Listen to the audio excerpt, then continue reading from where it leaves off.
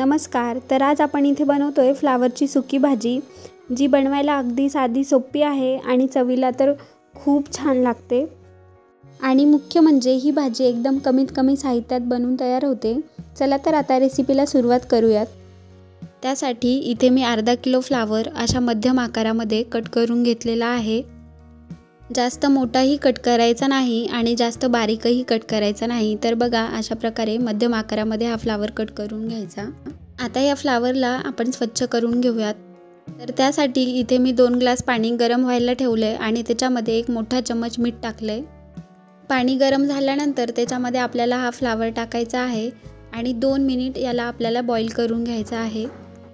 तर बघा फ्लावरला अशा प्रकारे गरम पाण्यामध्ये बॉईल करून घेतल्यानंतर फ्लावर आतून स्वच्छ होतो आणि फ्लावरला एक स्वतःचा असा उग्र वास असतो, तो पण अशा प्रकारे गरम पाण्यामध्ये उकळून घेतल्यानंतर तो वास नाहीसा होतो।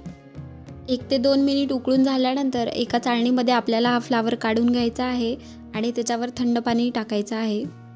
आता फोडणीसाठी इथे मी एका कढईमध्ये 2 चम्मच तेल टाकते आणि तेल गरम झाल्यानंतर त्याच्यामध्ये आपल्याला मोहरी टाकायची आहे।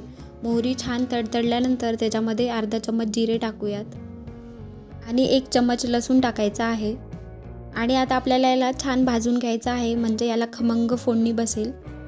लसूण थोडासा फ्राय झाला की आता आपल्याला याच्यामध्ये 2 ते 3 हिरव्या मिरच्या अशा लांबट चिरून घ्यायच्या आहेत आणि ते पण आपल्याला याच्यामध्ये टाकून व्यवस्थित फ्राय करायचं आहे। आता आपण याच्यामध्ये कांदा टाकूयात आणि कांदा पण छान गुलाबी रंगावर परतून घ्यायचा आहे। कांदा छान गुलाबी झाला आणि थोडासा मऊ झाला की आता आपण याच्यामध्ये टोमॅटो टाकूयात। तर मी इथे एक मीडियम साईजचा टोमॅटो अशा प्रकारे बारीक कट करून घेतला आहे। आता टोमॅटो पण आपल्याला याच्यामध्ये छान परतून घ्यायचा आहे। टोमॅटो लवकर शिजण्यासाठी याच्यामध्ये थोडंसं मीठ टाकायचं, म्हणजे टोमॅटो लवकर शिजला जातो आणि लवकर मऊ होतो। तर बघा इथे आपला टोमॅटो चांगला परतून झाला आहे। तर आता आपण याच्यामध्ये फ्लावर टाकून घेऊयात। फ्लावर टाकल्यानंतर आता आपण याच्यामध्ये बाकीचे मसाले टाकूयात। तर बघा इथे मी अर्धा चम्मच लाल तिखट पावडर टाकली आहे आणि थोडीशी हळद आणि घरगुती जो आपल्याकडे गरम मसाला किंवा काळा मसाला असेल तो टाकायचा आहे आणि आता आपल्याला याला छान मिक्स करून घ्यायचं आहे।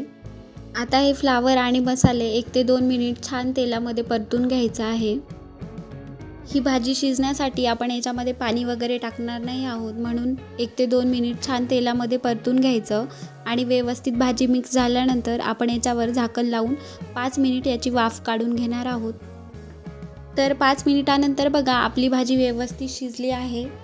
ही भाजी 5 मिनिटात वाफेवर लगेच शिजून जाते, शिजायला अजिबात वेळ लागत नाही आणि चवीलाही खूप छान लागते। तर तुम्ही पण अशा प्रकारे फ्लावरची सुकी भाजी बनवून बघा आणि रेसिपी कशी वाटली ते कमेंटमध्ये नक्की सांगा। आणि हो, तुम्ही जर माझ्या चॅनलवर नवीन असाल तर चॅनलला नक्की सबस्क्राईब करा। Thank you for watching. बाय।